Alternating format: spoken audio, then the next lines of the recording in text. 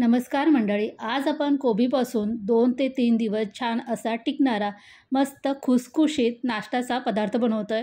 तर त्यासाठी इथे मी एक मोठा कोबीचा गड्डा छान असा किसणीने किसून घेतला आहे। आता यामध्ये भरपूर सारी कोथिंबीर घालायची आहे। कोथिंबीर बारीक कापून घेतली आहे आणि ही यामध्ये मी घालून घेते आहे। कोथिंबीरमुळे आपल्या हा नाश्त्याचा पदार्थ खाण्यासाठी एकदमच छान लागेल। नंतर यामध्ये काही सुके मसाले घालायचे आहेत। सुके मसाल्यामध्ये अर्धा चमचा हळद पावडर, 1 चमचा लाल तिखट, 1 चमचा धने पावडर, अर्धा चमचा आमचूर पावडर, 1 चमचा गरम मसाला आणि आलं, लसूण आणि मिरची मी मिक्सरमध्ये बारीक वाटून त्याचे 1 चमचा वाटण घातला आहे। त्यानंतर 1 चमचा ओवा हातावर चोळून 2 चमचे सफेद तीळ आणि चवीपुरतं मीठ घालून कोबी आणि कोथिंबीरमध्ये हे चांगलं आपल्याला सगळे मसाले मिक्स करून घ्यायचे आहे। कोबीला कसं पाणी सुटतं म्हणून याच पाण्यामध्ये अगोदर आपल्याला हे सगळे मसाले मिक्स करून घ्यायचे आहे। त्यानंतर आपल्याला यामध्ये पिठं घालायचे। तर इथे मी 2 वाट्या ज्वारीचं पीठ घेतलं आहे, अर्धी वाटी तांदळाचं पीठ घेतलं आहे आणि अर्धी वाटी बेसन पीठ घेतलं आहे। ही पिठं यामध्ये चांगली मिक्स करून घ्यायची आणि लागेल तसं पाणी घालून याचा आपल्याला घट्ट अशा प्रकारे गोळा तयार करून घ्यायचा आहे।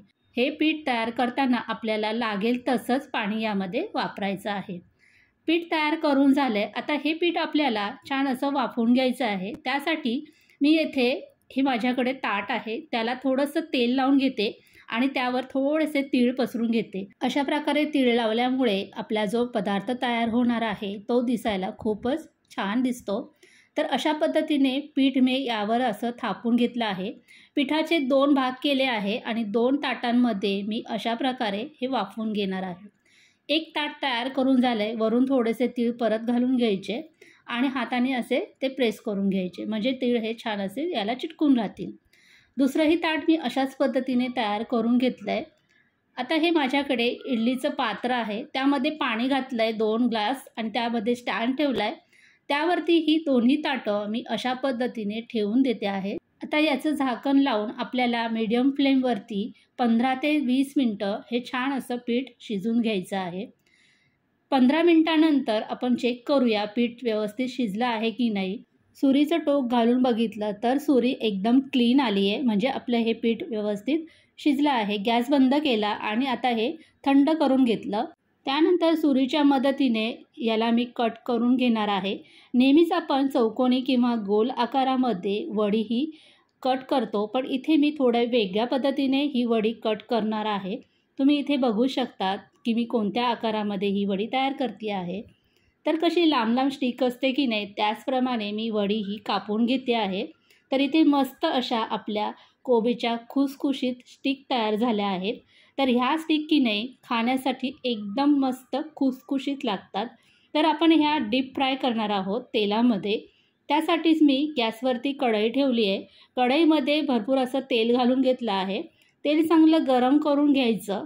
तेल गरम झाल्यानंतर एक एक स्टिक यामध्ये घालून घ्यायची आणि मस्त अशी दोन्ही साईडने छान कुरकुरीत आणि गोल्डन ब्राऊन होईपर्यंत या स्टिक तळून घ्यायच्या।